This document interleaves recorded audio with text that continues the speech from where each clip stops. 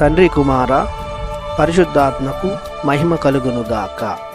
ఈనాటి జీవవాక్యం. ప్రభువు మంచివాడు, నరుల తప్పులను మన్నించువాడు.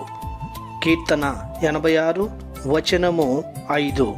దేవుని ప్రేమకు పాత్రులకు దేవుని బిడలారా, సహోదరి సహోదరులారా, కరుణామయుడైన దేవుడు మిమ్ము క్షమించి తన బిడ్డలుగా చేర్చుకొనుగాక.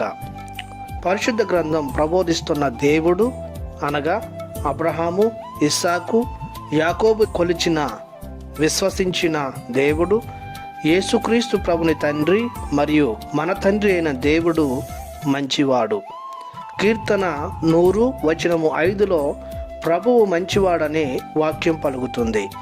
మార్కు శుభవార్త 10వ అధ్యాయము 18వ వచనంలో క్రీస్తు ప్రభువే స్వయాన దేవుడు మంచివాడని ప్రకటిస్తున్నాడు. మంచివాడైన దేవుని వాక్కులు, క్రియలు మంచితనం వైపే నడిపిస్తాయి. దేవుని వాక్కులు విన్నవారు, వాని ప్రకారం జీవించువారు చీకటి నుండి, దుర్వ్యసనాల నుండి, చెడు కార్యాల నుండి, పాపము నుండి బయటపడతారు.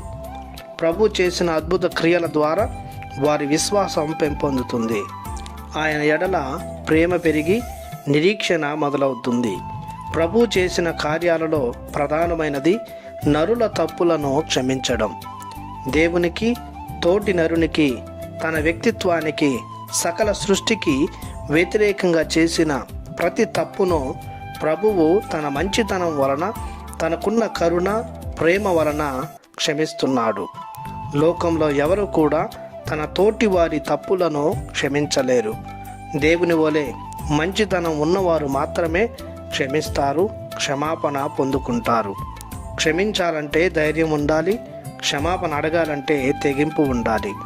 అప్పుడే క్షమాపణ అనేది సాధ్యమవుతుంది. ఇంకా దేవునిలో ఎలాంటి అవినీతి, పాపము లేదు కనుక దేవుడు మాత్రమే క్షమించే అధికారం కలిగి ఉన్నాడు. తాను అభిషేకించిన తన గురుమండలానికి ఆ అధికారాన్ని దయచేశాడు. ఆ విధంగా మంచివాడైన ప్రభువు ఆయనను ఆశ్రయించిన ప్రతి నరుని తప్పును క్షమిస్తున్నాడు. ప్రార్థించుదము.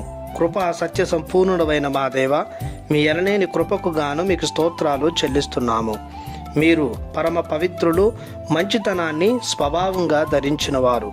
మేము ఈ లోక యాత్రలో తెలుసో తెలియక చేస్తున్న ప్రతి తప్పిదాన్ని చూసి చూడక మాపై కరుణతో క్షమించమని, మీ ప్రియబిడ్డలుగా చేసుకోమని యేసు నామములో ప్రార్థిస్తున్నాము తండ్రి. ఆమెన్. ప్రభువు మిమ్ము దీవించునుగాక. ఆమెన్.